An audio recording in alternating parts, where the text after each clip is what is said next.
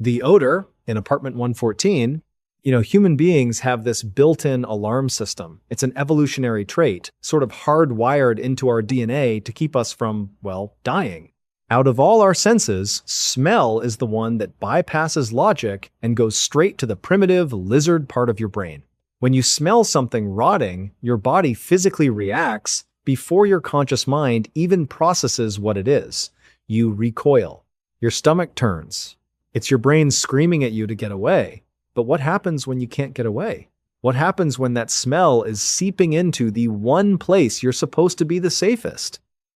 N.N.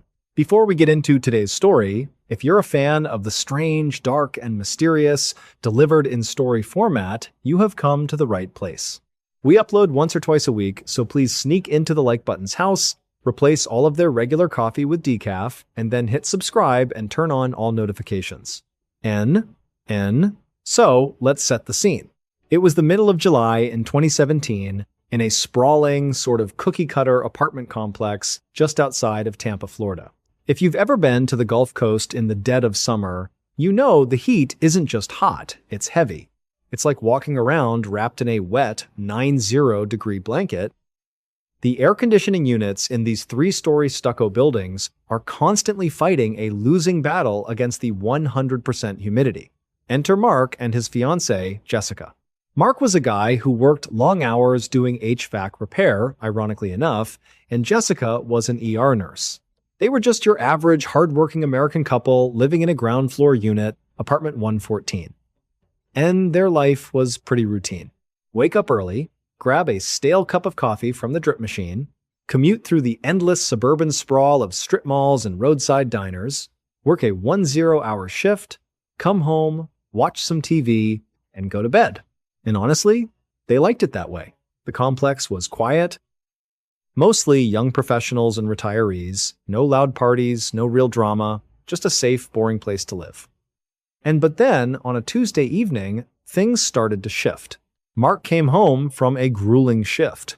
He was exhausted, smelling like Freon and sweat, and as he put his keys in the door, he paused. There was this smell. It was faint, really faint, lingering right in the breezeway outside their door.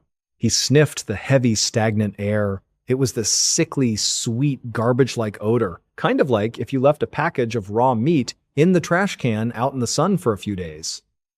He figured, one of the neighbors probably just forgot to take their trash down to the dumpster, or maybe a stray animal had dragged something under the palmetto bushes. It wasn't a big deal.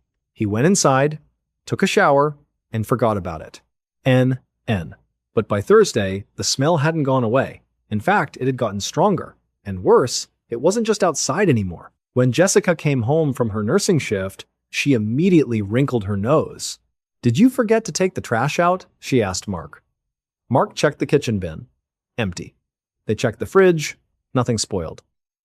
They even got down on their hands and knees, shining a flashlight under the sofa and the heavy appliances, thinking maybe a mouse had gotten in and died behind the drywall. That happens all the time in these older Florida apartments. N. At that point, it made sense. A dead rodent in the walls is gross, sure, but it's a normal, everyday annoyance. It's a logical explanation. But the truth was, it wasn't a mouse.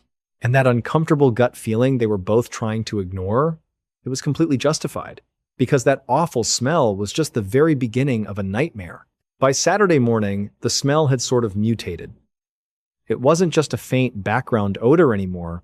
It was this thick, physical presence in the apartment. You know that feeling when you walk into a closed room and the air is just heavy? It was like that, but you could almost taste it on the back of your tongue, this greasy, metallic film that made your stomach churn. Mark ended up driving to a local Home Depot and buying 3 cans of industrial-strength deodorizer, the heavy-duty stuff he used on nasty HVAC jobs. Jessica had Bath & Body Works candles burning on literally every flat surface, but it wasn't working. The stench seemed to be seeping directly out of the AC vents. So Mark, being an HVAC guy, gets out his ladder and pops the grate off the central intake in the hallway. He shines his flashlight up into the ductwork, expecting to see a nest or something. He doesn't see anything, but the smell up there is absolutely blinding. He climbs down and tells Jessica, "Look, it's the middle of summer in Florida. A raccoon or maybe a feral cat probably crawled into the main ventilation shaft to cool off, got stuck, and died. And honestly, at that point, that made perfect sense. It's a super common, albeit disgusting, problem in these sprawling suburban apartment complexes. They called the property management office, and by Saturday afternoon, a maintenance guy named Dave showed up. Dave poked his head into the drop ceiling, sniffed the air, and nodded. "Yep," he said, "that's a dead animal. Probably a fat raccoon in the crawl space between floors. I've seen it 100 times. He sprayed some chemical deodorizer into the vent, told them pest control would be out on Monday to fish the carcass out, and advised them to just keep running their bathroom exhaust fans. For a brief moment, there was this huge sense of relief. A dead raccoon is gross, sure, but it's a known variable. It's a logical explanation. Mark and Jessica spent Sunday trying to ignore the lingering odor, ordering takeout, because the thought of cooking in that environment was completely nauseating. They figured they just had to tough it out for one more night. But then came Monday morning. It was around 4 a.m. Jessica's alarm went off for her early ER shift. She rolled out of bed, exhausted, and walked into the master bathroom. The second she crossed the threshold, the stench hit her like a physical punch to the face. She immediately doubled over the sink, dry heaving. The chemical deodorizer Dave had sprayed was completely overpowered. But as she stood there, gripping the edges of the porcelain sink, trying to catch her breath, a really uncomfortable realization washed over her.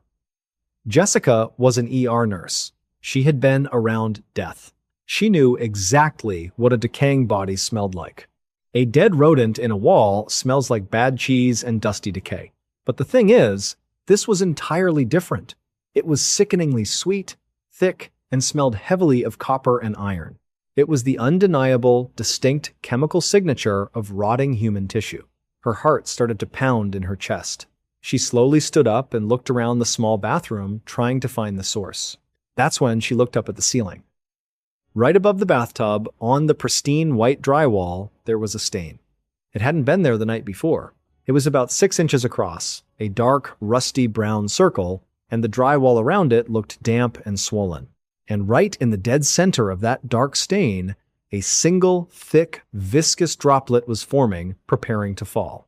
Whatever was dead wasn't in the ventilation shaft. It was directly above them, in apartment 214. That single, thick, viscous droplet hung there for a second, trembling against the swollen drywall, and then it fell. It hit the pristine porcelain of the bathtub with a heavy, wet time smack.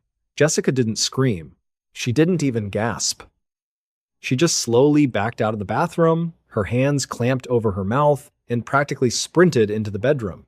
She shook Mark awake, and when he groggily asked what was wrong, she didn't say anything about raccoons, or maintenance, or pest control. She just looked at him, completely pale, and said, "Call 911.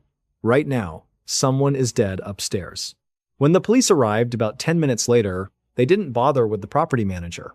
2 officers went straight up the exterior stairwell to the second floor, while Mark and Jessica stood down in the chilly morning air of the parking lot, huddled in their jackets. From down below, they could hear the officers knocking on the door of 214. "Police department, open up!" There was a long, tense silence. Then they heard the heavy, unmistakable crack times, of a door being kicked off its hinges. Mark and Jessica waited by their car for what felt like hours, though it was probably only 15 minutes. Finally, one of the officers came slowly walking back down the stairs. He had a pale, tight look on his face, and he was actively wiping his mouth with the back of his hand. He walked over to them and said, very bluntly, "You two need to pack a bag. You can't stay here." The building is a crime scene.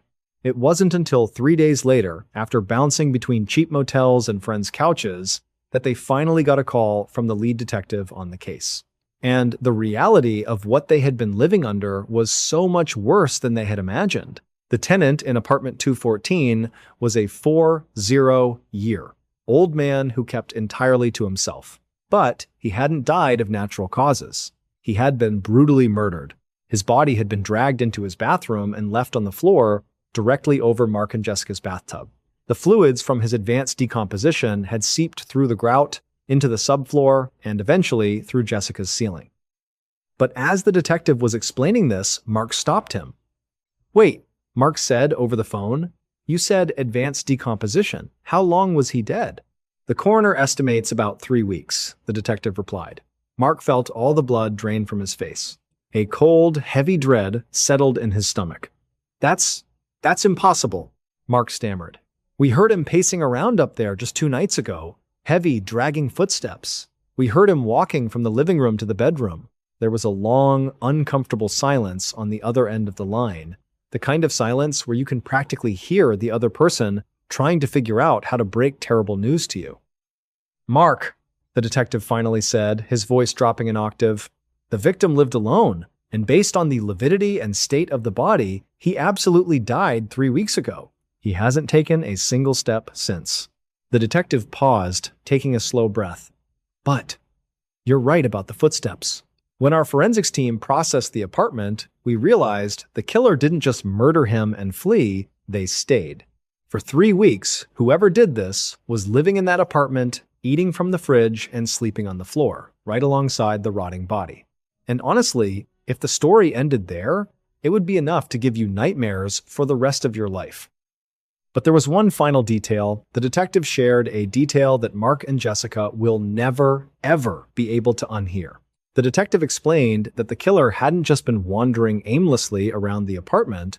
In the living room, directly above Mark and Jessica's bedroom, the carpet had been intentionally peeled back to expose the bare floorboards. And sitting right there, positioned perfectly over the metal floor vent that connected down into Mark and Jessica's room, was a single metal folding chair. For 3 weeks, while the apartment filled with the unimaginable stench of decay, the killer hadn't just been hiding. They had been sitting in that chair, in the pitch black, just listening to Mark and Jessica sleep. The secret ingredient, the horror at the rusty spoon. Think about the last time you grabbed takeout. You handed over your card, took the heavy paper bag, and trusted that whatever was inside was safe. We all do it. It is an unspoken contract we make every single day. But in the fall of 2019, in a quiet, sprawling suburb just off Interstate 71 Inches, Ohio, that contract wasn't just broken, it was completely shattered. And honestly, it started so quietly that nobody even noticed. Which brings us to Mark. Mark Evans was a 4-year-old EMT.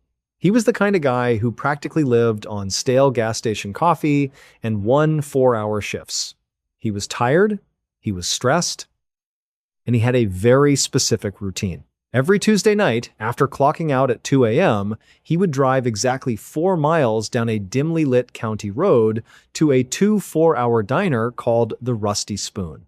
It was a local institution, the kind of place with faded vinyl booths, a buzzing neon sign that was always missing, a letter, and the constant smell of fried onions and bleach.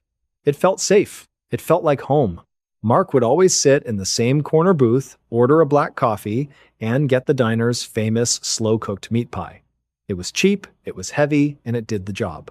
And on this particular Tuesday, that is exactly what he did. He was sitting there, scrolling through his phone, barely even looking at his plate. The diner was empty, except for a couple of truckers at the counter. The waitress, a sweet, older woman named Brenda, had just refilled his mug. Mark took a large bite of the pie. And that is when it happened. A sharp, jarring crunch echoed in his head. It wasn't the soft crumble of pie crust or the chew of overcooked beef. It was hard, like biting down on a rock. Mark froze. He instinctively spat the bite into a crumpled paper napkin. At first, he just felt annoyed. He assumed it was a piece of gristle or maybe a rogue bone fragment that the kitchen had missed. People make mistakes, right? At that point, it made sense to just brush it off. But as he looked closer under the harsh fluorescent lights of the diner, his annoyance slowly shifted into a deep, sinking confusion. Sitting in the center of the napkin wasn't a pebble. And it wasn't a standard piece of animal bone. It was a small, perfectly curved fragment, about 1.5 inches long. But that wasn't the disturbing part. Embedded directly into the side of this bone fragment was a tiny, unmistakable piece of surgical steel. It looked exactly like a miniature orthopedic pin. Mark stared at it, his medical training kicked in, and a cold sweat broke out on the back of his neck. Because he knew, even then, that you do not find surgical pins in a cow. He wrapped the napkin tightly, shoved it into his jacket pocket, and walked out without saying a word. He told himself he was overreacting. But the truth was, the nightmare had already begun. The drive back to Mark's apartment was a blur. He lived in one of those sprawling cookie-cutter complexes just off Interstate 95, the kind where every building looks exactly the same. He sat at his cramped kitchen table, pushed aside a pile of past-due bills and junk mail, and carefully unrolled the napkin. And honestly, looking at it under the cheap yellow overhead light of his apartment, the fragment looked even worse. He grabbed a pair of tweezers from his EMT trauma kit and scraped away the remaining bits of cooked meat. The bone was dense, about 1.5 inches long, and the metal pin was threaded, designed to screw directly into marrow. Mark didn't sleep that night. By 8 a.m., he was exhausted, running on fumes and a pot of stale coffee. He decided to call his buddy Dave, who worked as an inspector for the county health department. Mark explained the situation, expecting Dave to sound horrified. But Dave just sighed. At that point, Dave offered an explanation that actually made perfect sense. He told Mark that Earl, the owner of the Rusty Spoon, was notorious for cutting corners. Beef prices were up, so Earl had started buying cheap, uninspected feral hog meat from local hunters out in the county woods. Dave explained that sometimes hunters used tracking dogs, and those dogs often got injured by the boars. A local vet would pin their broken legs back together. Dave figured a piece of a deceased hunting dog or maybe even a farm pig that had undergone a veterinary procedure accidentally got mixed into the meat grinder. It was a massive health code violation, sure, but it was just a cheap diner being greedy. Mark felt a massive wave of relief wash over him. It was disgusting, absolutely vile, but it was a logical, mundane explanation. He wasn't dealing with a horror movie, he was just dealing with a lazy restaurant owner. Mark agreed to drop the bone fragment off at the health department later that afternoon so Dave could issue a citation. But the truth was about to violently collapse.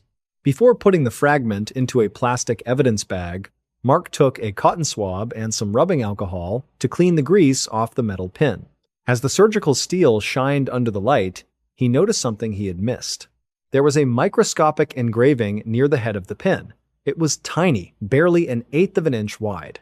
Mark used the macro lens on his smartphone, zooming in as far as the camera would allow. The engraving read, NTO7. Mark sat frozen. He opened his laptop and typed the code into a medical database he used for EMT training.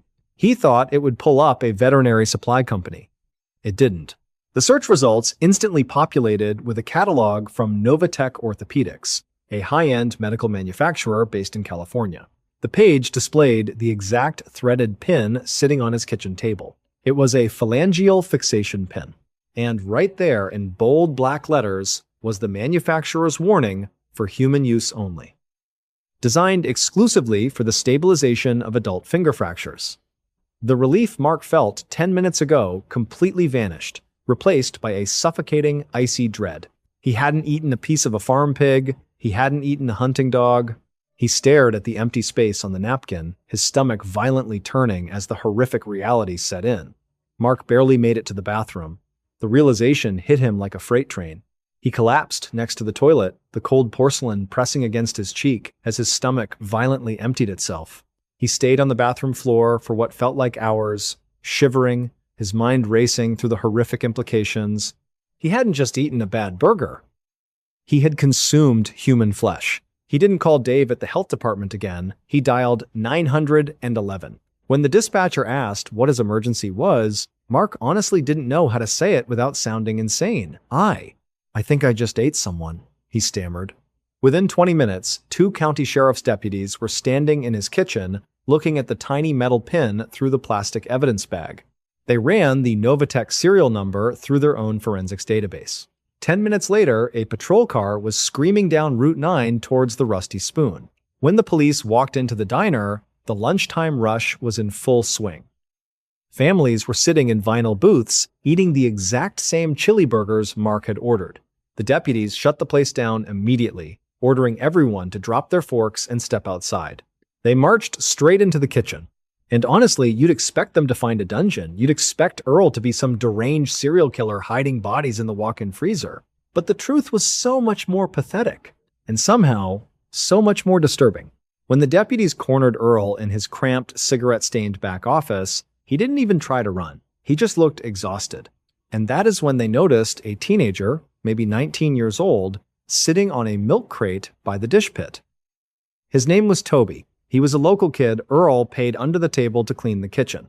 Toby was cradling his right hand, which was wrapped in a filthy, blood-soaked towel. 3 days prior, Toby had been cleaning the industrial meat grinder while it was still plugged in. His hand slipped. The auger caught his heavy rubber glove and pulled him in. He lost his index and middle fingers right there on the stainless steel prep table. But Earl didn't call an ambulance. His workers' comp insurance had lapsed months ago, and he knew a hospital visit would bring OSHA crashing down on his restaurant, likely shutting him down for good. So Earl wrapped the kid's hand in gauze, handed him $200 in cash, and told him to keep quiet and go home. But what about the meat? There was 40 pounds of premium ground chuck sitting in the hopper when Toby's hand went through the blades. To Earl, throwing away 40 pounds of beef meant losing about $150. And Earl was notoriously, obsessively cheap. He couldn't stomach the financial loss. So he just mixed the contaminated meat into the rest of the batch, added extra chili powder to mask any metallic taste of blood, and served it as the weekend special. Mark spent the next 6 months living in an absolute nightmare. He had to undergo a grueling battery of blood tests at the local clinic, checking for hepatitis, HIV, and every blood-borne pathogen you can imagine. The physical tests came back clean, but the psychological damage was permanent. He lost 15 pounds. Every time he drove past a fast food sign, he felt a wave of nausea. He couldn't even look at a barbecue grill without his mind flashing back to that tiny surgical steel pin covered in grease. The rusty spoon was boarded up for good. Earl was sentenced to 4 years in a state penitentiary for reckless endangerment and tampering with evidence. The community tried to move on. But there is one detail from the police report that still haunts Mark to this day. You see, Toby had been in a bad dirt bike accident a few years back. The doctors had reconstructed his hand using surgical pins. According to his medical records, there were a total of 4 phalangeal fixation pins in his severed fingers. When the police seized the remaining meat from Earl's freezer, they sifted through every single patty. They didn't find any more pins. Mark only found one.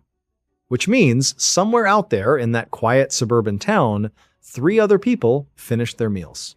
3 other people wiped their mouths, paid their tabs, and went home, completely unaware of what they had just swallowed. Top 5 bingeable scary stories. Death Trip Edition. 1. The Hook. You know, there is a reason we love road trips. It is the illusion of freedom. The idea that you can pack your life into a trunk and outrun whatever is stressing you out. But the story I am about to tell you, it ends in a way that is so profoundly disturbing, I actually debated leaving it off this list entirely. It involves a 500-mile stretch of empty asphalt, a deeply unsettling discovery, and a single, quiet mistake that a perfectly normal couple made without even realizing it, which actually mattered later.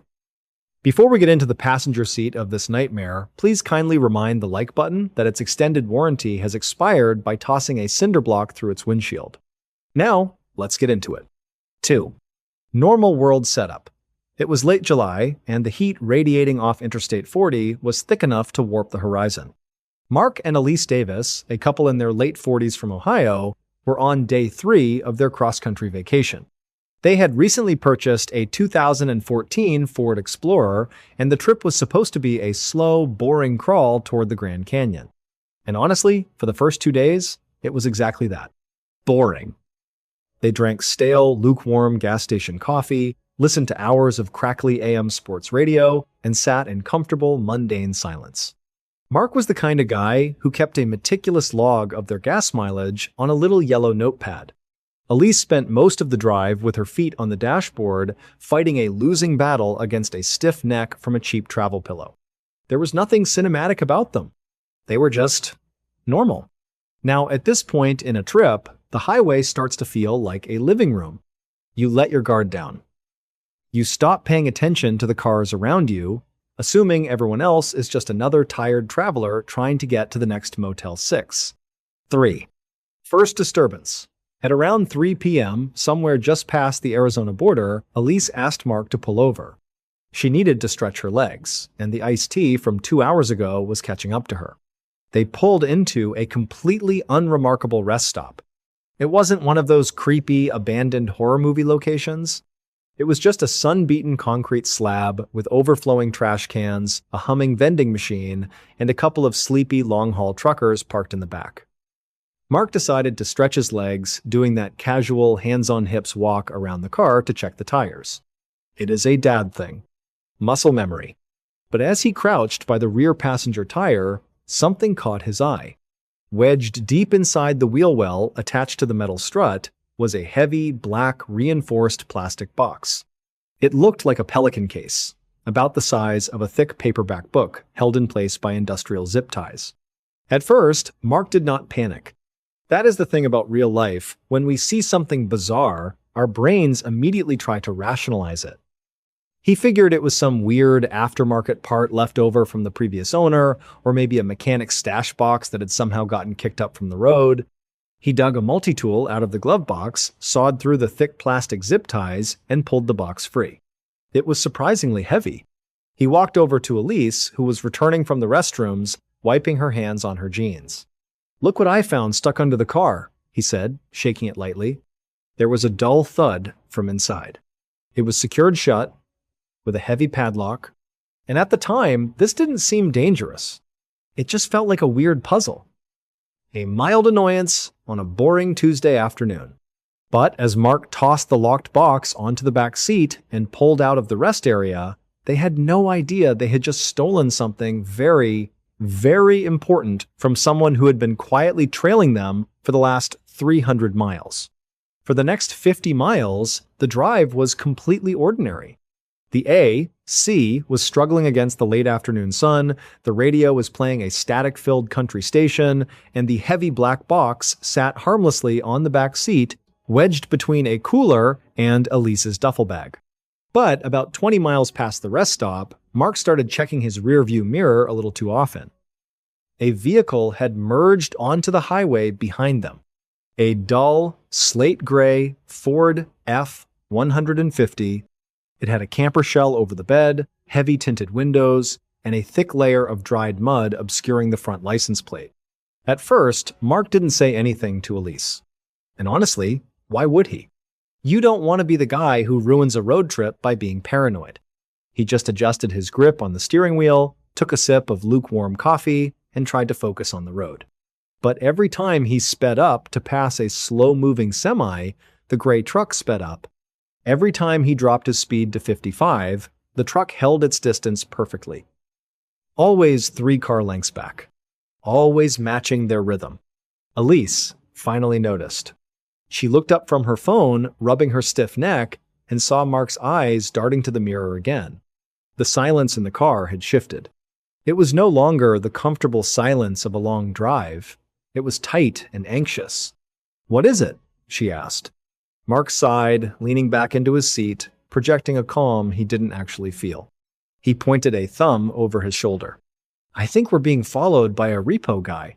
Now, at this point, that explanation made a weird kind of sense. Mark had bought their used Subaru from a sketchy, independent buy-here, pay-here dealership outside of Reno a few years back. Those places are notorious for hiding GPS trackers and kill switches in the wheel wells of cars in case the buyer defaults. Mark convinced himself and Elise that the black Pelican case wasn't anything sinister. It was just a heavy-duty tracker. The guy in the gray truck was just an aggressive skip tracer waiting for them to park for the night so he could legally hook the car and tow it back across state lines over some clerical error. It was annoying. It was an invasion of privacy, but it wasn't dangerous. They actually spent the next hour venting about predatory lending and shady car lots. They practically laughed about it, shaking their heads at the absurdity. The false comfort of a logical explanation is a powerful thing. It lets you ignore that primitive lizard part of your brain that is quietly screaming at you to run. But as the sun dipped below the horizon, casting long, skeletal shadows across the desert asphalt, the Repo Man theory started to unravel. They needed gas, so Mark pulled into a sprawling, brightly lit Love's Travel stop. It was a massive place, dozens of pumps, humming neon signs, families buying road snacks, safety in numbers. Mark parked at pump 7, unbuckling his seatbelt. He fully intended to get out, walk over to the gray truck, and confront the driver. He was going to show them the digital title on his phone and tell them to back off. But the gray truck didn't pull up to the pumps. It didn't park in a tow-ready position near the building. Instead, it crawled slowly to the furthest, darkest edge of the massive parking lot. The driver killed the headlights and slipped the truck into the deep shadows behind a row of idling, unattended semi-trucks. It just sat there, pointed directly at them. Which actually mattered later because it forced Mark to realize something chilling. Real repo guys are loud. They are aggressive. They want the vehicle, and they want to get out. They don't stalk you in the dark. Elise felt a sudden, icy knot form in her stomach. While Mark stood frozen by the open driver's door, staring out into the darkness of the lot, Elise reached into the center console and grabbed Mark's multi-tool. She climbed into the back seat and yanked the heavy black box into her lap. She wasn't waiting for a mechanic or a dealership to explain this anymore. She jammed the thickest blade of the multi-tool between the cheap brass padlock and the reinforced plastic latch. She pried at it frantically, scraping her knuckles, cursing under her breath. With a sharp, violent times crack, the plastic hinge gave way. She popped the dual latches and pulled the lid open. And that was the exact moment the bottom fell out of their world. There was no wiring inside. No blinking GPS light. No magnetic mount. Inside, nestled in precisely cut, high-density acoustic foam, was a coiled length of heavy-duty steel wire, a hunting knife with a serrated edge, a roll of silver duct tape, and a small, spiral-bound notebook. Elise opened the notebook, her hands trembling so violently she could barely turn the pages. It wasn't a manual. It was a handwritten log. It was a meticulously detailed, hour-by-hour journal of their entire road trip. It listed their gas station stops, what they ate for lunch, the license plates of cars they parked next to. It described the clothes Elise was wearing 3 days ago, 5 states away. They weren't being tracked by a piece of technology. They were being hunted. And honestly, this is the part where most people would just freeze. Elise sat in the back of her own car, the harsh, buzzing neon lights of the Love's Travel stop illuminating the pages of that small spiral notebook. The smell of gasoline and stale black coffee was thick in the air. At first, she couldn't process what she was looking at. The handwriting was neat, clinical. It didn't just list their license plate. It listed the yellow cardigan she wore in Ohio. It listed the exact time Mark bought a terrible gas station hot dog in Missouri. They weren't being tracked by a piece of technology. They were being hunted by a human being. Now, at this point, if you ever find a weird, locked, military-grade box zip-tied under your car, do not try to solve the mystery yourself. Just politely hit that like button, subscribe to the channel, and call the police before the tow truck gets you. Because while Elise was staring at that notebook, something outside shifted. The gray tow truck, which had been idling in the pitch-black shadows behind the semi-cabs, suddenly roared to life. The headlights didn't just flick on, they erupted into blinding, high-beam LED bars, illuminating Mark, who was still standing by pump 7 like a deer in the headlights. Realization hit Elise like a physical blow. She screamed. Not a cinematic, dramatic scream, but a guttural, panicked bark. "Get in!" Mark dropped the heavy gas nozzle. It clattered against the concrete. He didn't ask questions. He threw himself into the driver's seat, slammed the door, and stomped the gas. The car tore out of the station, tires squealing against the pavement. Behind them, the gray truck didn't rush. It just rolled slowly out of the shadows, its massive grille crossing over the illuminated pavement, watching them go. Mark merged onto the interstate at 90 miles an hour, his hands gripping the steering wheel so hard his knuckles were white. Elise was on the phone with 911 immediately, her voice shaking so badly the dispatcher had to ask her to repeat herself 3 times. The state troopers met them 20 miles down the highway, intercepting them at a brightly lit way station. The gray truck never showed up. And this is where the procedural messiness of real life sets in. There was no grand shootout. No cinematic confrontation. Just a sterile, freezing cold police substation at 3 a.m. Mark and Elise sat in uncomfortable plastic chairs, sipping lukewarm, metallic-tasting water from paper cups, waiting while an exhausted, heavy-set detective bagged the black box, the hunting knife, the steel wire, and the notebook. The detective didn't look heroic. He just looked deeply, profoundly tired. When he finally sat down across from them, he sighed, rubbing the bridge of his nose. He explained that real repo guys don't hide in the dark, but serial predators do. He told them that over the last 4 years, along this specific stretch of Interstate 80, 3 different couples had vanished, leaving their abandoned cars idling on the shoulder. In 2 of those cases, witnesses had reported seeing a gray, unmarked tow truck in the area. The police had assumed the truck was towing the disabled vehicles. They never considered that the truck was actively hunting them, waiting for a breakdown or causing one. But then, the detective flipped to the very last page of the notebook, the page Elise hadn't had time to read. He slid it across the metal table. The ink was fresh. It was written barely 20 minutes before they arrived at the police station. It read, "Love's Travel Stop. Pump 7. She finally opened the box. The killer didn't just want them to find it. The box was a psychological tool. He had been sitting in the dark, watching her pry it open, waiting for the terror to set in before he made his move. The emotional aftermath of something like that doesn't just fade. It ruins you. Mark and Elise didn't finish their road trip. The state police escorted them to a nearby motel, and the next morning they booked a flight home, leaving their car impounded as evidence.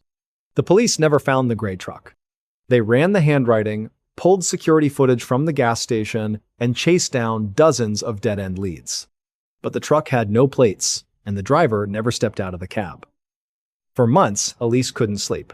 Every time a large diesel engine rattled past their house, she would freeze, her heart hammering against her ribs. She sold her car. She refused to drive at night, which actually brings us to the final, horrifying realization of the entire case.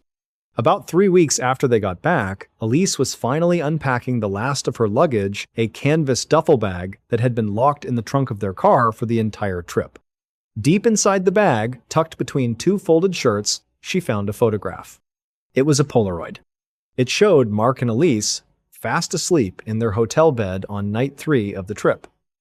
Elise suddenly remembered how their hotel door had felt slightly stuck that morning.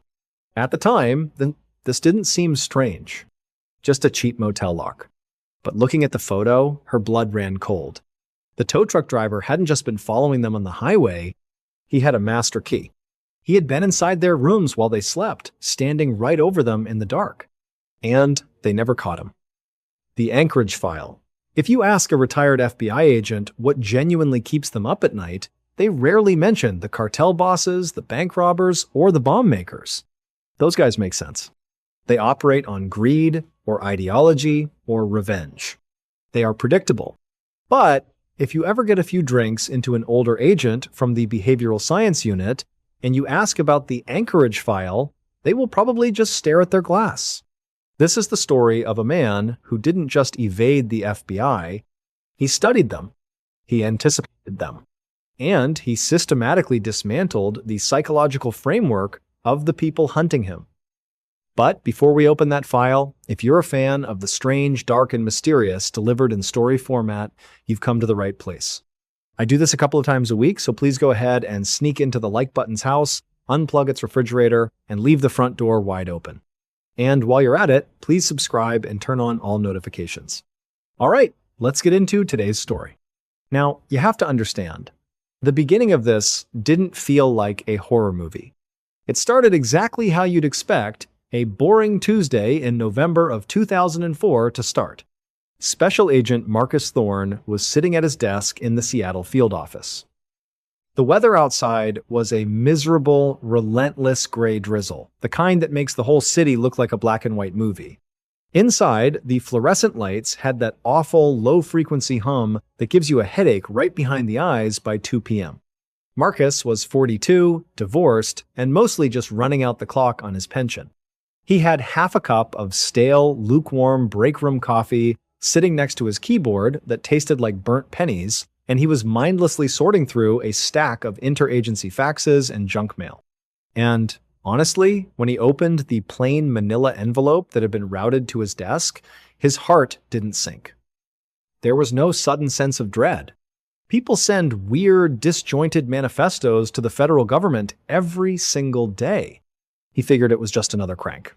Inside the envelope was a single piece of standard printer paper. It wasn't a threat. It wasn't a collage of magazine clippings. It was just a printed Excel spreadsheet. 4 columns: a date, a time, a set of GPS coordinates, and a 6-digit alphanumeric code. There were about 12 rows of data. And so Marcus is just looking at this, and he assumes it's some low-level corporate embezzlement tip that got routed to the wrong department. He tossed it, into his wire review later basket, and he went back to drinking his terrible coffee and filling out his expense reports, which actually mattered later. Because that small, completely normal human decision to prioritize paperwork over a weird spreadsheet cost the Bureau 3 full days. The first real disturbance, the moment the normal world actually cracked, didn't happen until Friday afternoon. Marcus got a call from a local detective up in a quiet, heavily wooded suburb of Bellingham. A 28-year-old pediatric nurse named Sarah Higgins hadn't shown up for her morning shift. Her coworkers had called the police to do a welfare check, and the local cops felt just out of their depth enough to request a bureau consult because of something they found inside. Marcus drove up there in the rain. When he walked into Sarah's apartment, the first thing he noticed was the smell. Not a bad smell. Just the scent of a vanilla plug-in air freshener and the damp wool from a coat hanging by the door. The place was perfectly neat. A half-eaten bowl of oatmeal sat on the kitchen island. The television in the living room was still on, muted, playing a daytime soap opera. At first, Marcus did what any seasoned investigator does. He rationalized. He stood there in the quiet living room, shifting his weight, thinking that maybe she just had a family emergency. Maybe she went on a spontaneous trip with a boyfriend and forgot to call her boss. People make mistakes. They flake out. You don't immediately jump to serial killer just because a bowl of oatmeal is left on a counter. But then he walked into her bedroom. The bed was unmade, which was normal. But resting perfectly in the center of Sarah's pillow, sitting right on the indented fabric where her head should have been, was a small, black, digital voice recorder. Marcus felt that first cold prickle of adrenaline at the base of his neck. It was so completely out of place in this perfectly mundane room. So he puts on a pair of latex gloves, and he picks up the recorder, and he presses play. He expected to hear a suicide note, or a desperate message from Sarah. Instead, what he heard was a man's voice. Calm, almost bored, and the voice wasn't speaking to Sarah. "Agent Thorne," the voice said through the tiny static-filled speaker. "I see you finally found the first coordinate from the spreadsheet. We're going to have a very long winter." Now, at this point, Marcus Thorne does what any of us would do. He just stands there. The recording clicks off, and the silence in that perfectly neat, vanilla-scented bedroom suddenly feels suffocating. And honestly, Marcus later admitted he played the tape 3 more times just to make sure he wasn't having a psychotic break. Because you have to remember, he had completely dismissed that spreadsheet. It was sitting in a wire basket on his desk, buried under lunch receipts. So, he doesn't call it in right away. He walks out of the apartment, gets into his sedan, and he sits in the rain. He watches the wipers go back and forth, listening to the heavy, rhythmic thud of the rubber against the glass, letting the dread really settle in his stomach. He had given this guy a 3-day head start. Marcus speeds back to the Seattle field office. He doesn't even take off his wet coat. He grabs the crumpled printout of that weird email from his basket, flattening it out on his desk with shaking hands. He calls over a junior cyber analyst, a kid named Arnie, who is fighting a terrible sinus infection, and they finally crack open the attachment. It wasn't an embezzlement ledger. It was a list of 47 GPS coordinates. Arnie, sniffling and rubbing his red eyes, runs the numbers through the database. Row 47, the very last entry on the spreadsheet, pinpointed Sarah Higgins' apartment building. So they look at row 46. The coordinate lands on a rural, overgrown plot of land about 90 miles south, registered to a man named Arthur Vance. Now, the Bureau loves a profile that makes sense, and Arthur Vance made perfect sense. He was a former hospital IT administrator who had been fired 6 months earlier for illegally accessing female staff members' personal files, including Sarah. He had the technical skill to route an anonymous email directly to a specific FBI agent's inbox. He had the motive, the obsession, and the escalating behavior. The behavioral science guys came in, drank the rest of the stale coffee in the break room, and confidently laid it out. Vance was a narcissistic stalker moving from digital voyeurism to physical abduction. He wanted an audience, so he picked an FBI agent at random to play his sick little game. It was a textbook escalation. The false explanation felt so solid, so incredibly right, that Marcus actually felt a wave of relief. They had a name. They had an address. They could stop this. By Tuesday morning, an FBI tactical team is pulling up to Arthur Vance's property. It's a completely mundane, overcast, suburban morning. A neighbor across the street is literally standing in his driveway in a bathrobe, holding a coffee mug, watching the armored truck roll up. The tactical team stacks up on Vance's peeling front door. You can hear the heavy, measured breathing of the point man, the awkward squeak of wet boots on the wooden porch. They breach the door.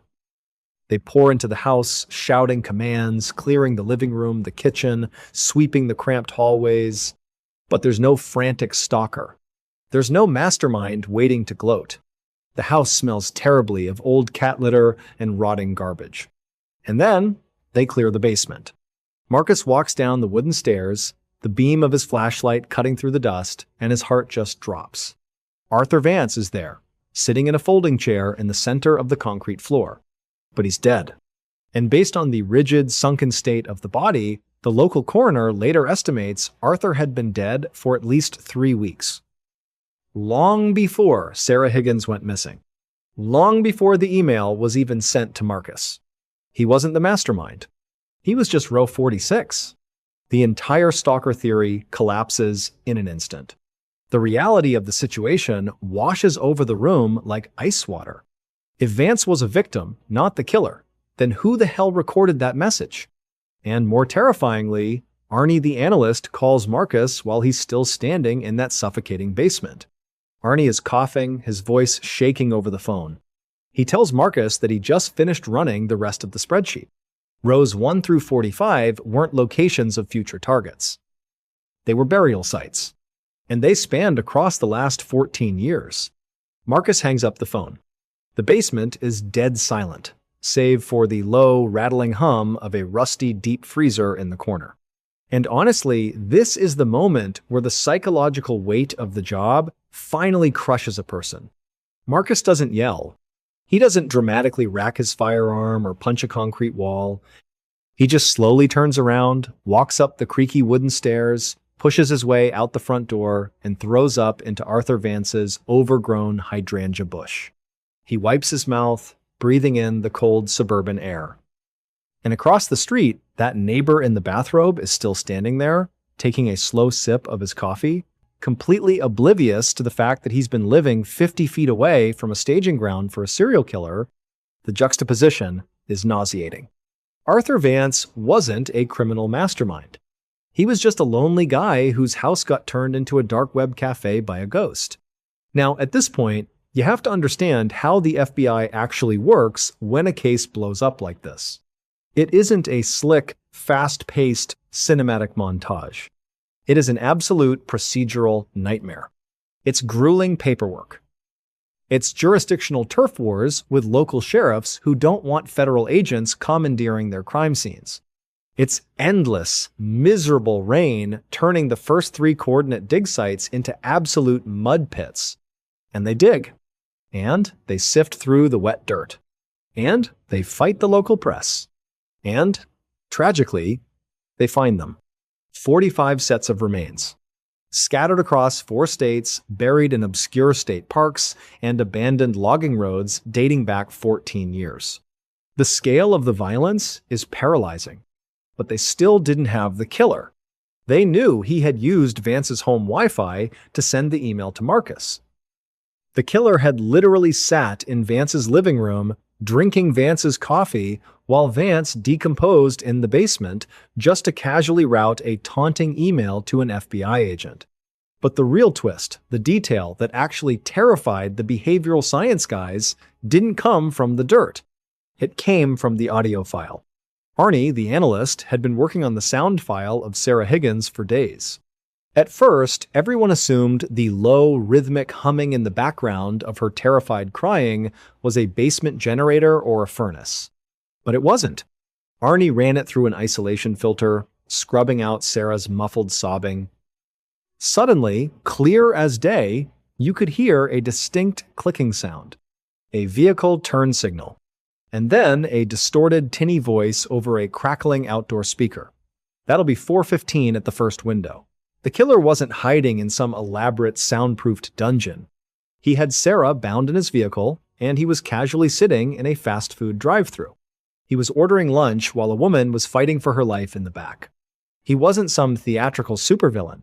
He was a guy doing mundane afternoon chores while destroying a human being. The sheer chilling banality of it meant this wasn't a monster hiding in the shadows. This was a man who felt completely invisible in broad daylight, which actually mattered later, because a week into the excavation, the FBI finally found the single thread connecting all 45 victims, including Arthur Vance and Sarah Higgins. It took weeks of agonizing cross-referencing of credit card statements, junk mail, and dusty utility bills. Every single victim, over a 14-year period, had a scheduled visit from the exact same third-party subcontractor for the Regional Utility Board, a company that checked indoor gas meters. The killer had a badge. He had a clipboard. He wore a high-visibility vest. He had a perfectly legal, completely ignored reason to knock on your door, walk into your house, and look around. He knew who lived alone. He knew who didn't have a dog. He knew whose security cameras were just cheap plastic dummies. He interviewed his victims before he ever took them, just by asking them about their pilot lights. They finally got a name, Thomas Kellerman. A tactical team kicks in the door of his dingy beige apartment complex 2 towns over. But it's empty. The closets are bare. There's just a thick layer of dust, a lingering smell of bleach, and a pile of unopened junk mail on the Formica counter. He's completely in the wind. And that is the part that breaks you. The emotional aftermath of a case that just stops. They eventually find Sarah's remains in a shallow grave marked by row 48 on the spreadsheet.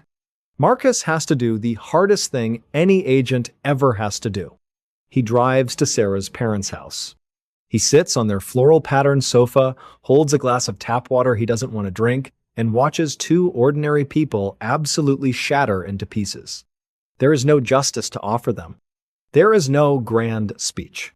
Just a terrible, gaping void where their daughter used to be. Marcus takes an indefinite leave of absence. Thomas Kellerman is added to the most wanted list, but it's like he just evaporated into the American infrastructure. Marcus spends his days sitting in his quiet living room, staring at the walls, listening to the hum of his own refrigerator. He second-guesses every shadow. He jumps when the floorboards settle at night. The horror isn't a jump scare anymore. It's a slow, dull ache in his chest that never really leaves. About 6 months pass. It's a quiet, unremarkable Tuesday morning. The weather is crisp. Marcus finally decides to go outside and get the mail. He hasn't checked it in a few days. He walks down his concrete driveway in his slippers. The neighborhood is perfectly still. A lawnmower hums somewhere in the distance. He opens the metal mailbox, pulls out a stack of grocery store flyers and bills, and turns to walk back inside. But as he looks up at his front porch, he freezes. His breath catches in his throat. The blood drains completely from his face, and his stomach drops into freefall. Because hanging right there on the brass doorknob of his own front door, gently swaying in the morning breeze, is a small, bright yellow cardboard tag. And printed on the front, in bold black letters, it says, Municipal Utility Services. We missed you! The Valley of Headless Men. Imagine a place so massive and remote that if you dropped the entire country of Switzerland into it, you'd still have room left over. Now imagine that inside this vast, beautiful wilderness, there's a specific 200-mile stretch of river that the local indigenous people absolutely refuse to go near. They call it the Valley of Headless Men. And honestly, for a long time, people just thought that was a spooky campfire legend.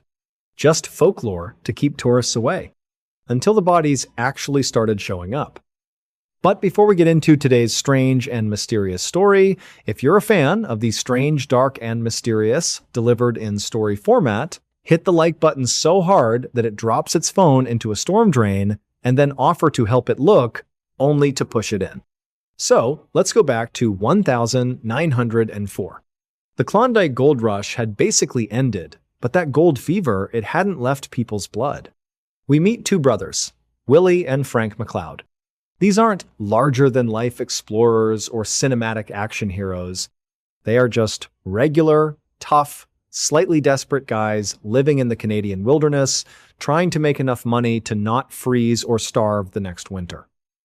And you know how it is when you're desperate, you start listening to rumors you'd normally ignore. They hear whispers about a creek in the Northwest Territories, deep within the Nahanni River Valley, supposedly glittering with thick, raw gold nuggets just sitting in the shallow gravel. The logistical reality of this trip was an absolute nightmare. We're talking weeks of dragging heavy wooden boats up, violently freezing rapids, navigating entirely blind through these massive jagged canyons they literally just called Canyon 1, 2, 3, and 4. It was composed of grueling, deeply uncomfortable days. Waking up in damp wool, drinking stale, bitter coffee boiled over wet wood, swatting away thick clouds of black flies. But they did it. In 1904, they made the arduous trip, spent a year out there in the absolute middle of nowhere, and somehow, miraculously, they actually came back to civilization with a small fortune in coarse gold. They had proven the myth was real. So, naturally, in 1905, they pack up to do it again. They load up their boats with mundane essentials, sacks of beans, flour, heavy rifles, cast iron pans, and they head back up the Nahanni River. At first, no one really worried when they didn't come back by winter. In those days, out in the deep bush, you could easily get snowed in and just have to hunker down and wait for the spring thaw. It was normal. Their family just assumed they were stuck but safe, second-guessing any lingering anxieties. At the time, this didn't seem strange. But then 1906 passed. Then 1907. 3 whole years go by. By 1908, the brothers' family is beside themselves with worry. Their other brother, Charlie McCloud, just can't take the agonizing not knowing anymore. He organizes a search party and hires a local guide. And honestly, the vibe on this trip was probably incredibly grim. Charlie wasn't looking for a rescue, he was looking for a gravesite. After weeks of fighting the exact same brutal rapids his brothers did, Charlie's crew finally enters the third canyon. The air here is notoriously dead. It's surrounded by these towering rock walls that block the wind, making the whole area eerily, uncomfortably silent. Suddenly, the guide points to the riverbank. Tucked away in a small clearing of spruce trees, they see it. A camp. As Charlie rows closer, he's probably feeling this heavy, sinking hesitation. You can imagine him gripping the oars, staring at the tree line, not wanting to actually get out of the boat. He eventually ties off the line and walks up the muddy bank. The camp hasn't been destroyed by a bear or swept away by a flood. It's just sitting there, frozen in time. Ropes are still tightly tied around the trees. 2 rusted rifles are propped up against a rotting log, completely untouched. There's a blackened coffee pot sitting over a cold 3-year-old ash pile. It's that jarring mundanity everything looks like Willie and Frank just stood up to grab some firewood and never walked back. But as Charlie steps further into the tall brush, his boot catches on something hard hidden in the overgrowth. He looks down, and the horrifying reality of what actually happened to his brothers begins to slowly unravel. Charlie looks down. Under a thick layer of damp moss and rotting leaves, he sees a decaying leather boot. He just stands there for a long time. The wind rustles the spruce branches overhead, and the faint, rushing sound of the river echoes in the background. You can imagine him swallowing hard, not wanting to pull back the rest of the overgrowth. But he has to. He gets to his knees and begins brushing away the dirt. Beneath the brush, he uncovers the skeletal remains of his two brothers, Willie and Frank. The discovery is jarring, but what makes Charlie's blood run cold is how they are positioned. One brother is still securely tucked inside his heavy wool sleeping bag. The other is sprawled out near a tree, seemingly reaching for nothing. Charlie, shaking, begins to gather their remains so he can take them home for a proper burial. And honestly, this is where the story shifts from a tragic wilderness death to something deeply sinister. As Charlie gently sweeps the dead leaves away from the top of their collars to retrieve their skulls, his hand hits empty dirt. He digs a little deeper. Nothing. He searches the entire perimeter of the campsite. He checks behind the rotting log. He checks near the cold ash pile. There are no skulls, not a jawbone, not a single tooth. Both of his brothers' heads are completely, inexplicably gone. Charlie and the guide don't stick around to investigate. They pack whatever bones they can, jump back in the boat, and row out of the third canyon as fast as the current will take them. When they finally make it back to civilization, the news spreads like wildfire, and the Royal Canadian Mounted Police, the RCMP, are forced to open an official investigation. Now, at this point, the Mounties are sitting in a warm, cramped office in Fort Simpson, sipping stale coffee and listening to Charlie's frantic report. They do what any overworked authority figure does when faced with an impossible situation. They rationalize it. They officially rule the deaths as exposure and starvation, followed by animal scavenging. The police report practically writes itself.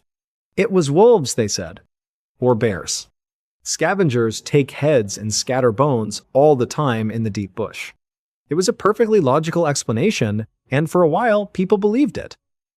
Families in the area nodded along because it was comforting to think this was just a grim reality of nature, not a murder mystery.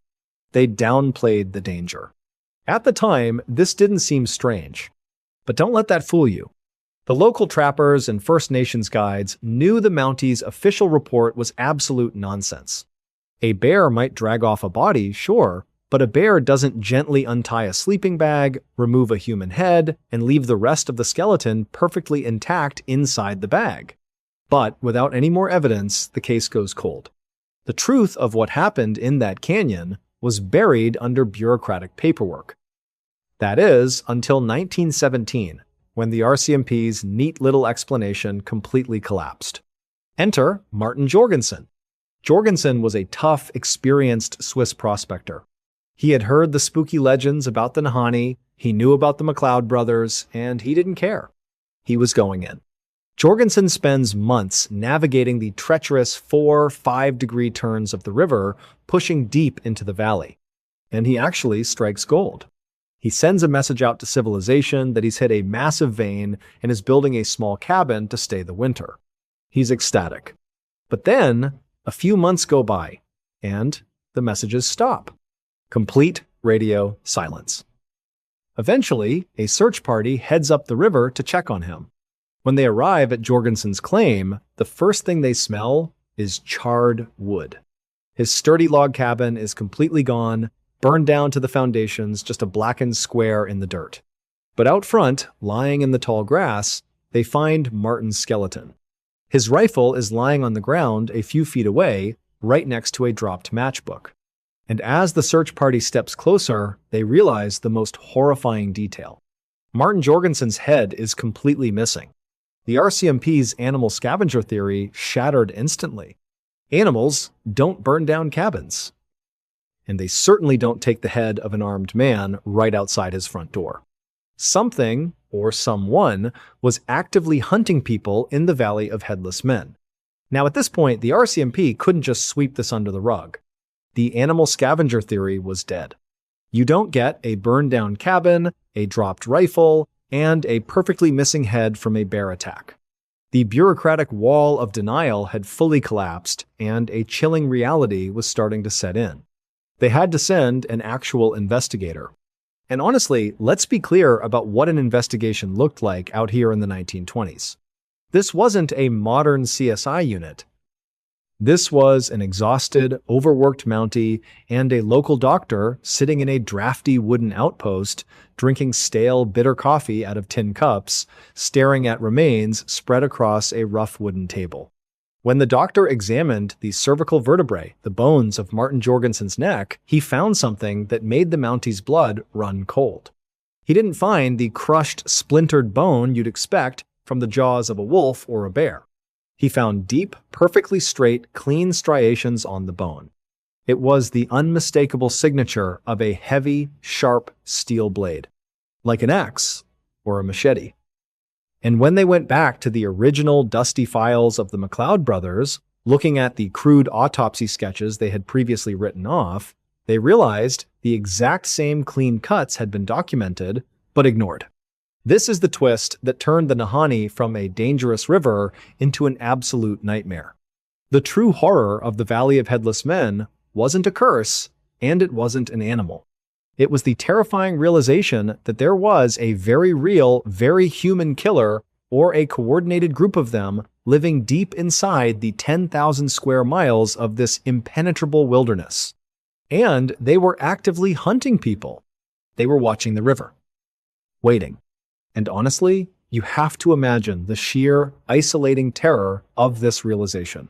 For the local trappers and First Nations guides, the emotional aftermath was heavy and suffocating. People stopped going to the trading posts alone. They started looking at the tree line differently. Men who had spent 30 years surviving in the freezing deep bush, men who could fight off a grizzly without a second thought, suddenly refused to go anywhere near the Nahanni. It's a very specific kind of psychological trauma when you realize the vast, empty wilderness isn't actually empty. Someone is out there, moving quietly through the canyons, taking heads as trophies. At the local Mountie station, the mood shifted to quiet dread. You'd see officers sitting in their cruisers or at their desks, surrounded by junk mail and tedious administrative paperwork, staring blankly at the map of the Nahanni on the wall. They knew they couldn't catch whoever was out there. If they sent a patrol into the 4-5 degree bends of the river, they were just serving up their own men on a silver platter. So, they effectively did nothing. They quietly marked the valley as a dead zone. But the story doesn't quite end there. Because over the next few decades, the valley would occasionally claim someone else who thought the stories were just spooky campfire legends. Which leads to one final, deeply unsettling discovery. In 1945, a miner from Ontario named John Savard went missing in the same canyon. When the search party finally located his camp, everything looked completely ordinary at first. His tent was pitched perfectly. There was a pot of long frozen coffee sitting over the cold fire pit. But inside the tent, lying in his sleeping bag, they found Savard. Like the others, his head was completely severed and missing. But it was the micro-clues at the scene that made the search party pack up and literally run to their boats. Savard's sleeping bag was zipped up tight, right to where his neck used to be. But his right hand was resting outside the thick fabric, frozen stiff in the bitter cold. Gripped tightly in his hand was his heavy revolver. It was fully loaded, with the hammer pulled back and his frozen finger still resting heavily on the trigger. Savard hadn't been ambushed in his sleep. He had been lying there in the pitch black of his tent, wide awake, weapon drawn, listening to something walking around outside his camp. He knew they were coming. And despite being armed and ready, whoever or whatever was out there still managed to get inside, take his head, and vanish back into the endless, silent trees. The vanity route. There is a specific, terrifying kind of disaster that only happens when someone desperately needs to be admired. On the morning of the 14th of January 2012, a man in a damp, badly wrinkled uniform sat alone in a sterile Italian police interrogation room. He was shivering, his hands tightly wrapped around a lukewarm cup of vending machine espresso. He wasn't a serial killer. He hadn't planned any violence. But in a matter of hours, his face would be plastered across international news, and he would be universally branded as the most hated man in all of Italy. But to understand how he ended up in that freezing room, staring blankly at the dregs of stale coffee, we have to rewind about 24 hours. The 13th of January 2012 began as a totally unremarkable day. The weather in Civitavecchia, a bustling coastal city near Rome, was a bit crisp, typical for the Mediterranean in the dead of winter. Over 4,000 people were in the process of checking into a sprawling, multi-million-dollar luxury resort. And honestly, calling it a resort almost feels like an understatement. It was more like a massive, self-contained city. It boasted 13 public levels, 4 swimming pools, a massive multi-tier theater, 5 high-end restaurants, and a sprawling casino. The man in charge of this entire operation, let's call him the director, was a 1-year-old named Francesco. Francesco was a man who took his position very, very seriously. He was deeply tanned, charismatic in a highly practiced sort of way, and notoriously obsessed with his image. In the early evening, as the thousands of guests were settling in, Francesco stood in his private quarters, meticulously adjusting the collar of his crisp, tailored uniform and checking his hair in the mirror. Now, at this point, you have to understand the culture of this specific type of high-end hospitality. Status is absolutely everything. The hierarchy is rigid, and the director is treated essentially like a king. Whatever he says, goes. No questions asked. By 7:30 p.m., the resort was in full swing. Guests were filtering into the grand dining rooms. If you walked through the main promenade, you would hear the muffled clinking of heavy silverware, the soft hum of live piano music, and smell roasted garlic and expensive wine. It was perfectly routine. Safe. Completely insulated from the outside world. But around 9 p.m., the first tiny crack in that routine occurred. Francesco was up in the main command center, the quiet, dimly lit nerve center of the entire operation, looking out into the pitch-black night.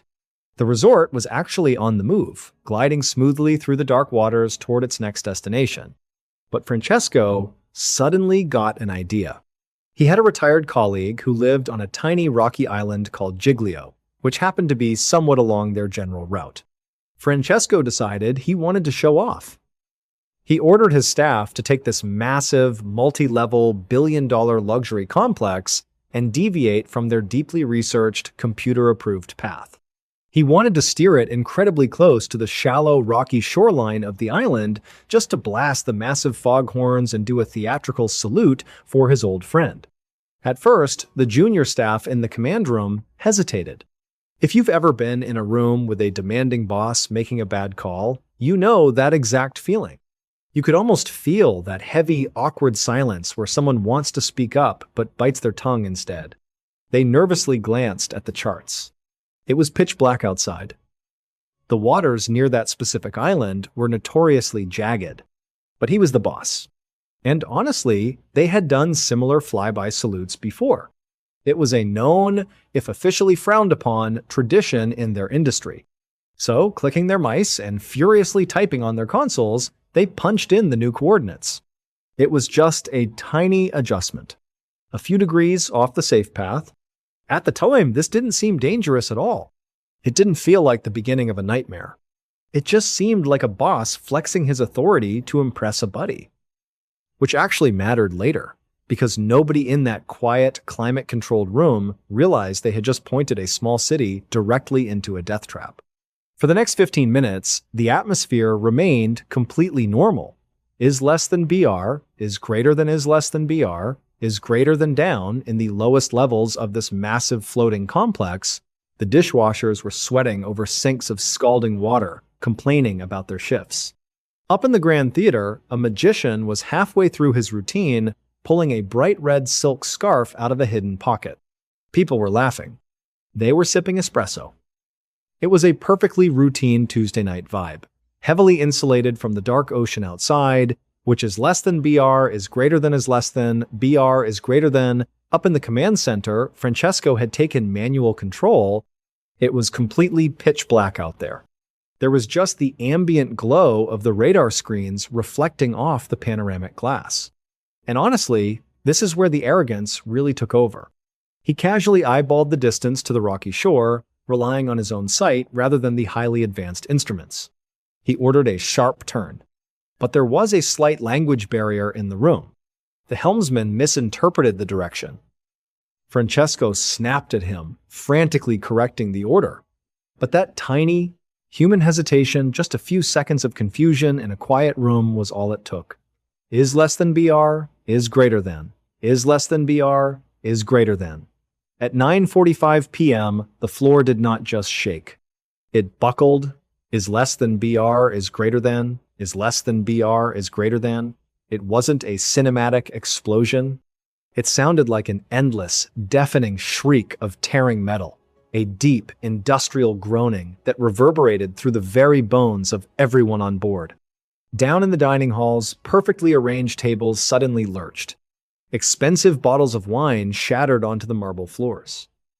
People were thrown from their velvet chairs. Is less than BR is greater than. Is less than. BR is greater than. And then, instantly, everything went completely black. Is less than BR is greater than. Is less than BR is greater than. For about 10 seconds, there was just dead, breathless silence in the dark. You can imagine the feeling. Your heart is pounding in your throat, but your brain is desperately trying to rationalize the horror. The emergency lights flickered on, casting an eerie, dim yellow glow over the chaotic dining room. People were whispering, nervously helping each other up. Off the floor, is less than BR, is greater than, is less than BR, is greater than, and then the intercom crackled. A calm, pre-recorded sounding voice echoed through the corridors. Ladies and gentlemen, we ask for your patience. We are experiencing a minor electrical failure with our main generators. Please remain calm and stay in your current areas. Is less than BR is greater than is less than BR is greater than A minor. Electrical failure is less than BR is greater than is less than BR is greater than. And honestly, most people believed it at first. It made sense, right? The lights had gone out, the deep hum of the engines had clearly stopped, so it must just be a blown fuse in the basement. Some guests even started laughing nervously, joking with the waiters about getting a refund for their spilled drinks. The waitstaff, highly trained to keep up appearances at all costs, immediately started sweeping up the broken glass. The illusion of safety was still holding on by a thread. Is less than BR is greater than is less than BR is greater than. Up in the command center, however, Francesco and his officers were frantically staring at their screens. They knew it wasn't a generator issue. They knew a 160-foot gash had just been ripped into the steel hull, and massive amounts of icy seawater were currently surging into the lower engine compartments. But instead of sounding the general alarm, Francesco doubled down on the lie. When the mainland Coast Guard called, alerted by confused guests using their cell phones, Francesco calmly assured them it was just a simple blackout. Is less than BR is greater than is less than BR is greater than. But you cannot gaslight. Physics is less than, BR is greater than, is less than, BR is greater than. By 10 p.m., the electrical failure story began to violently unravel. Is less than BR is greater than, is less than BR is greater than. It started subtly. A guest sitting on the floor of the main lobby noticed that a stray piece of ice from a dropped cocktail wasn't just sitting there. It was slowly, steadily sliding across the room. Is less than BR is greater than. Is less than BR is greater than. Then the groaning started again. A terrifying, deep tissue shudder that you could feel in your teeth.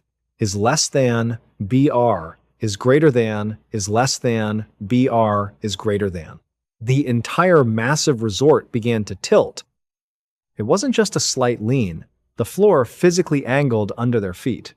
Heavy dining tables, supposedly bolted down, started straining against their metal screws. Pianos rolled violently across stages. And down in the lower corridors where the staff slept, the reality was much darker. Cold, black water was already bursting through the doors, violently swallowing the stairwells.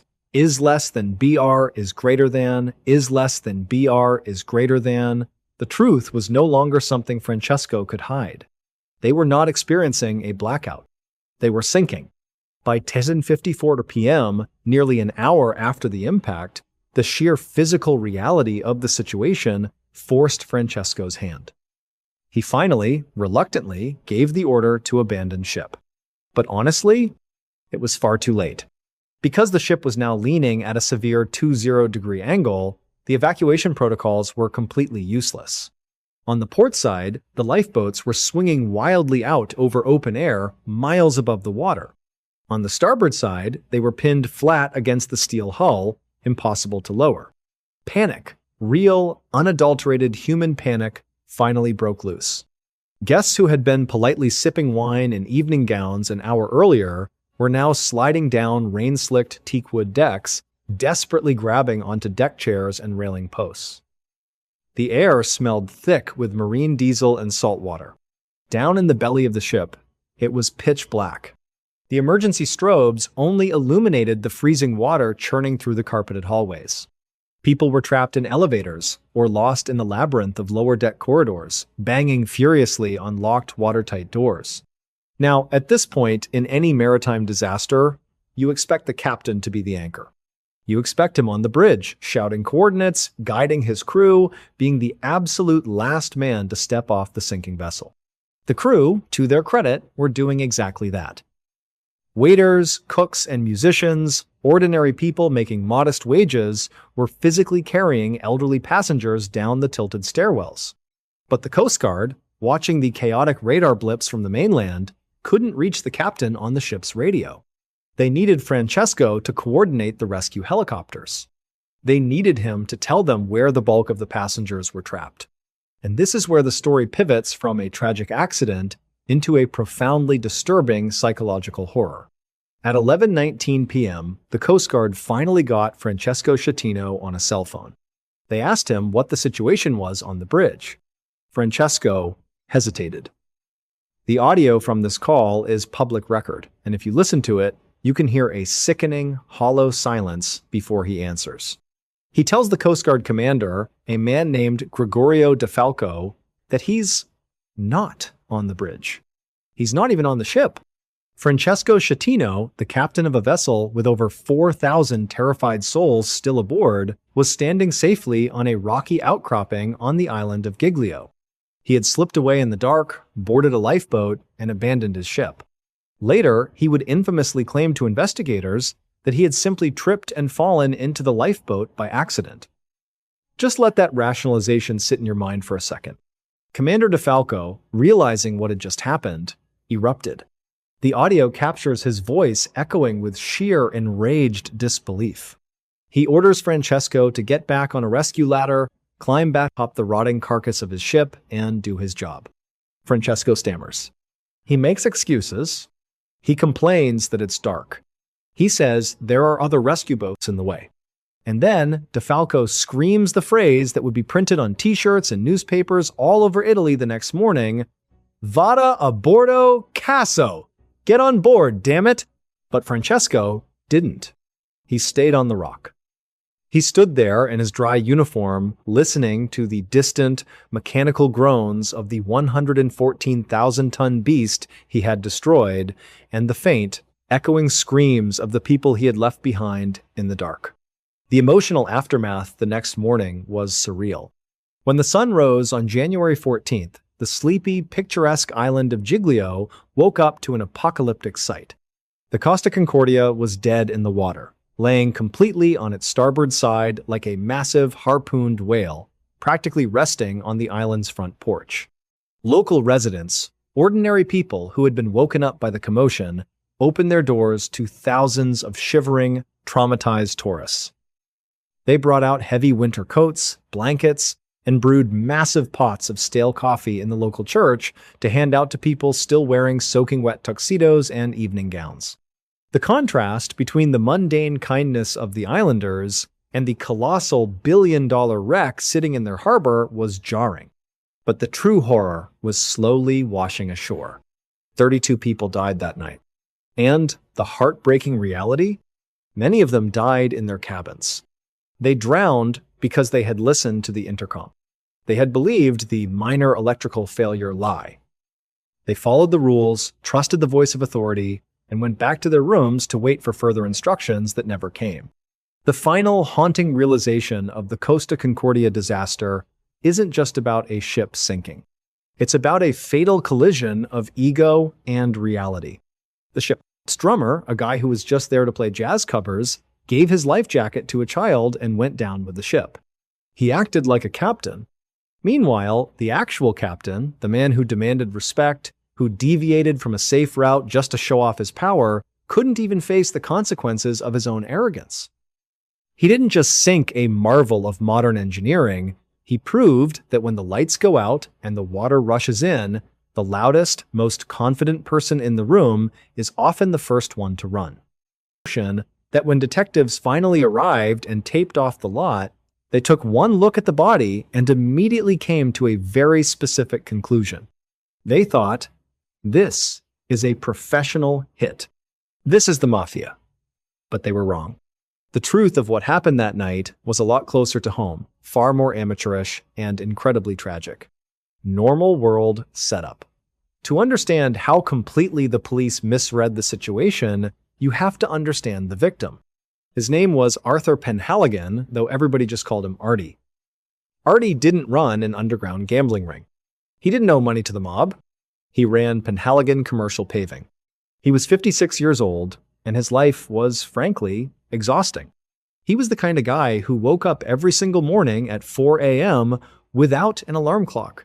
His routine was always the same. 2 cups of cheap, stale drip coffee out of a scratch thermos, sitting in the dark kitchen for 20 minutes, just trying to gather the energy to face the day. He was a guy with dirt permanently wedged under his fingernails and a bad lower back. He was married to his high school sweetheart, Brenda, for over 30 years. They lived in a normal, slightly cluttered suburban house with a golden retriever and a stack of junk mail on the kitchen counter that they always meant to sort through but never actually did. Artie wasn't a gangster. He was a small business owner stressed out about rising diesel costs, supply chain delays, and making sure his 12 employees got their paychecks on Friday. He was totally ordinary. And at the time, nobody in his life, not his wife, not his kids, not his friends, thought he was in any kind of danger. Why would they? Life was just life. First disturbance. But looking back, there were signs. Tiny, weird anomalies that didn't make sense until long after the yellow police tape was rolled up. Now at this point, you have to put yourself in Artie's shoes to understand why he didn't run. It was late October, about 3 weeks before the murder. Artie was working late in the dispatch trailer. It was a Tuesday evening, and the yard was mostly empty. Around 7 p.m., he heard the heavy crunch of tires on the gravel outside. He looked out the frosted, dirty window of his office and saw a dark blue sedan sitting at the very edge of the lot near the chain-link gate. The headlights were off, but the engine was running. He could see the thick white exhaust pluming in the cold air. Artie didn't panic. He actually just sat there in his desk chair, holding a stack of invoices, and watched it. People used his lot to turn around all the time. He watched the car for a minute, maybe a minute and a half. The car just sat there, idling in the dark. Someone inside was watching the trailer.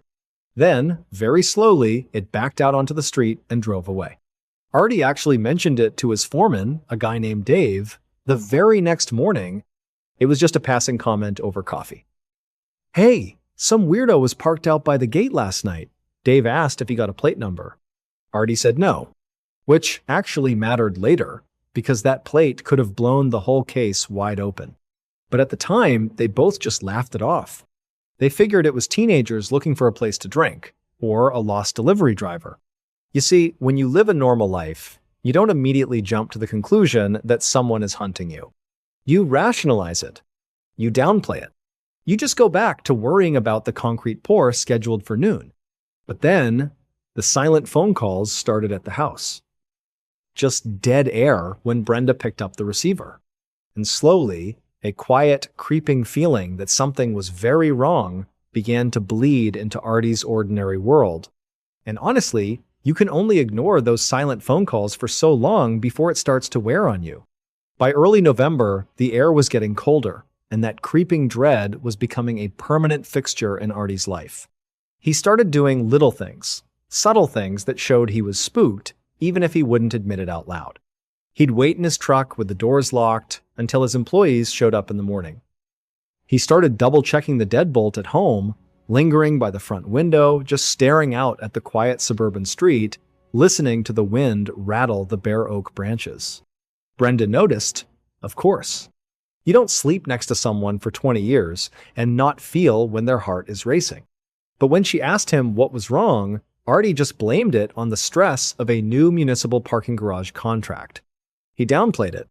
It was that imperfect, human denial. He didn't want to scare her. And then came Thursday, November 14th, the day the normal world completely shattered.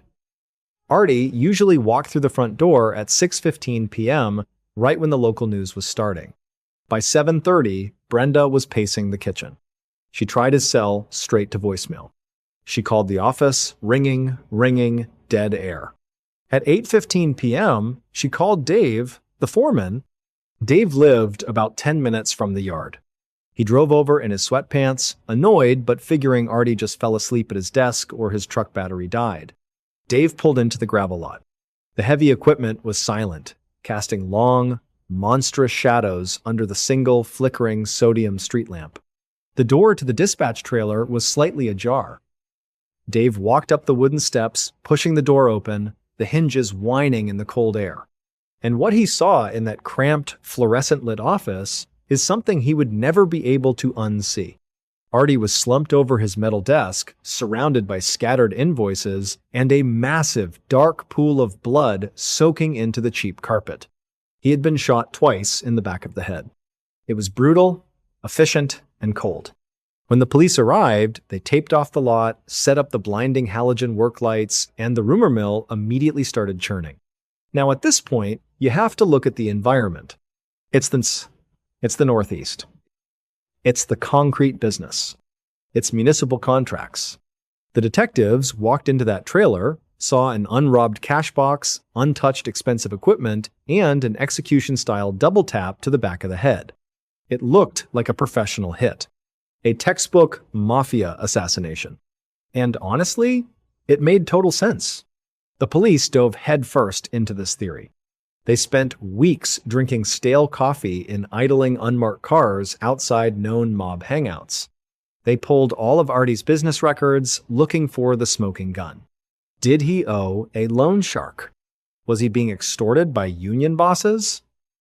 They found out Artie had recently underbid a rival concrete company for that big city parking garage project, a company whose owner had known ties to organized crime families in the area.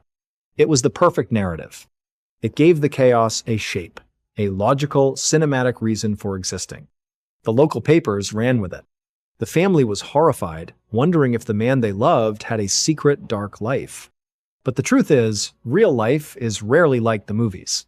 And this perfectly logical explanation was about to completely collapse under the weight of sloppy, messy reality. The first crack in the mafia theory came from the financial forensic accountants. They went through every ledger, every W-2, every bank deposit, and found absolutely nothing. Artie was boringly clean. He paid his taxes, he didn't gamble, he had no hidden debts. Then, the physical evidence started contradicting the narrative. The ballistics report finally came back from the state lab. The murder weapon wasn't a professional hitman's suppressed 9mm or a clean .22 caliber pistol. The killer used a 1.6 gauge shotgun loaded with birdshot. It was a chaotic, sloppy weapon that caused a wide spray effect with little pellets. No professional assassin uses birdshot to make a clean hit. It's far too unpredictable. And then there was the footprint. Near the base of the desk, perfectly preserved in a puddle of spilled dried coffee, was a single partial shoe print. The detectives measured it. It was a size 8. Small. Narrow.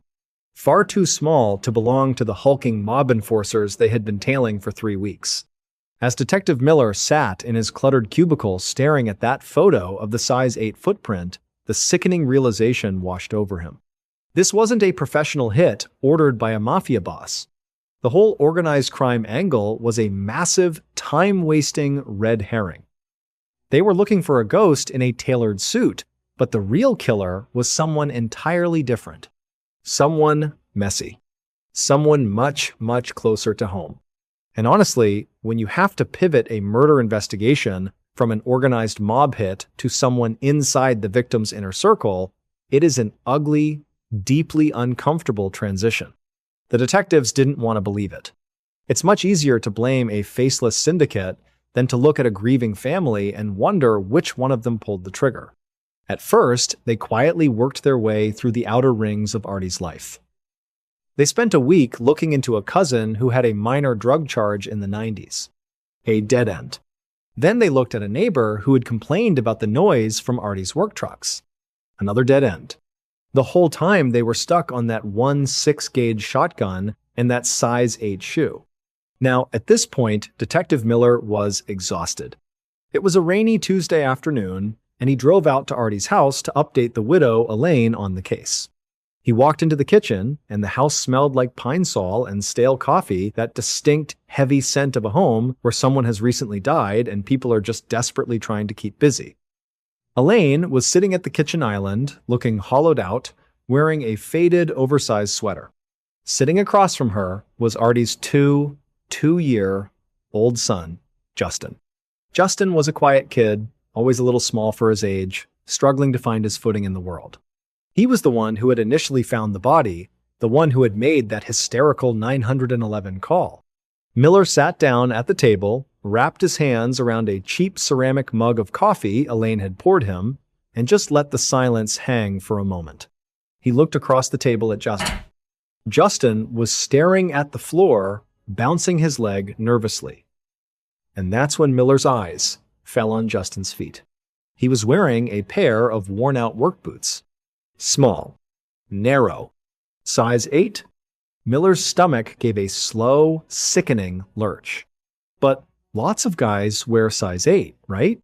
He tried to brush it off, second-guessing himself. He looked away from Justin's feet and scanned the kitchen island. Right in the middle of the counter was a massive, chaotic stack of condolence cards. Hundreds of them. Neighbors, friends, rival concrete companies, all sending their sympathies.